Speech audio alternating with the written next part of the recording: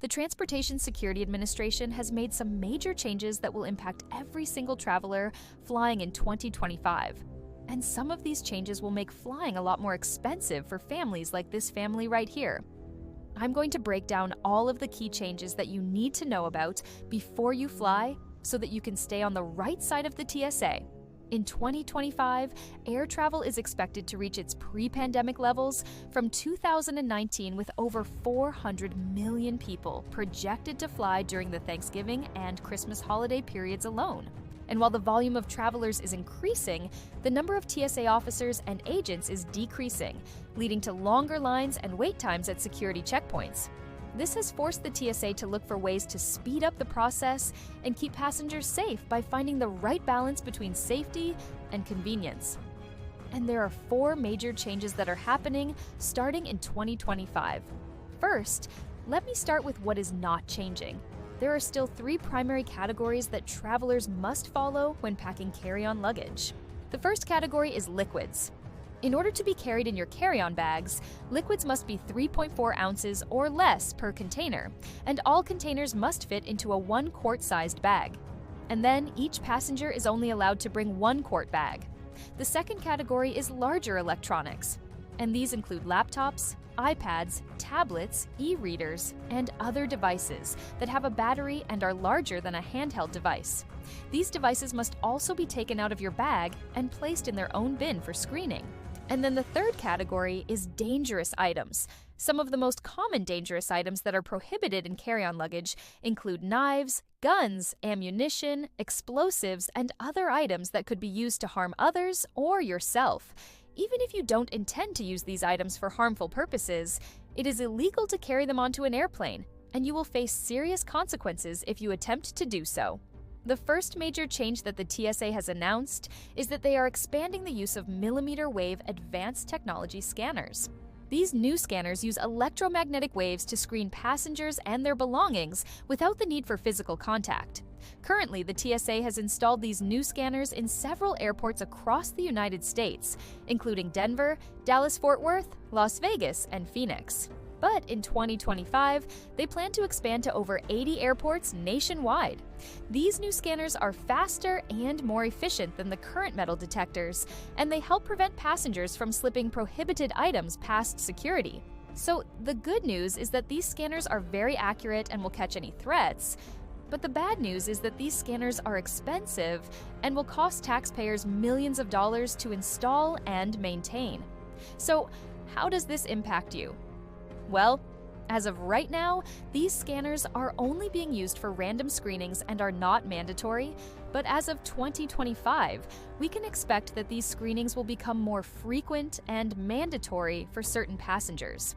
And since these scanners can detect everything from small objects like cell phones to large objects like a gun, it is important that you pack your bags strategically and make sure that you are following the TSA guidelines. For example, pack your liquids in the gray bins and place your larger electronics and devices in their own separate bins. Also, if you have a medical condition that requires you to have certain liquids or gels, such as a diabetic or an insulin pump, you can contact the TSA Precheck at the airport or visit their website for more information. The second major change that the TSA has made is allowing passengers to bring their food and beverages through the security checkpoint. Previously, passengers were only allowed to bring solid foods like sandwiches and snacks, but now they can bring liquids and gels as well, like soups and stews, as long as they are in compliance with the 3-4-ounce rule. The rationale behind this change was to reduce waste and make the screening process more efficient. However, this change did receive a lot of backlash because it raised concerns about passengers bringing prohibited items like liquids and gels that could be used as weapons or cause damage in the cabin. In response to this feedback, the TSA has implemented additional measures to ensure that all food items brought through the security checkpoint are safe and compliant. For example, they have provided more information and guidance on their website, increased the use of explosive trace detection on food items, and provided training to TSA officers on how to identify prohibited food items.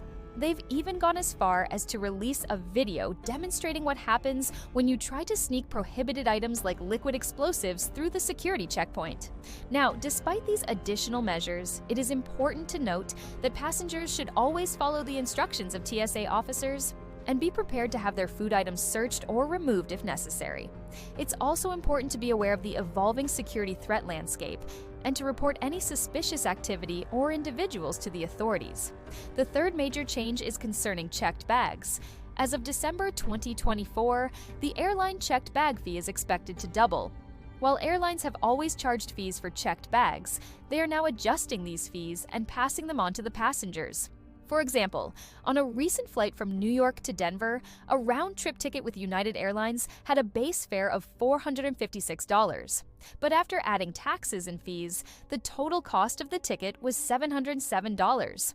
Of this amount, $200 was for a checked bag and another $40 was for a carry-on bag. That means that almost 30% of the total cost of the ticket was for baggage fees. While these fees vary depending on the airline and the route, they are becoming increasingly common and can add up quickly.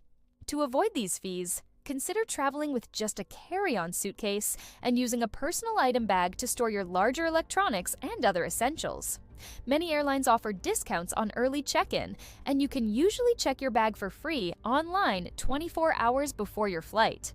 Now, the fourth major change is regarding travel documents. Starting in 2025, the TSA will begin to phase out the use of paper boarding passes and require all passengers to use mobile or electronic boarding passes instead. While this change has been in the works for several years, it was recently accelerated due to the COVID-19 pandemic and the need to reduce physical contact and improve efficiency. The TSA believes that mobile boarding passes are more secure and less likely to be lost or stolen, which will help prevent fraudulent activity and improve the overall travel experience.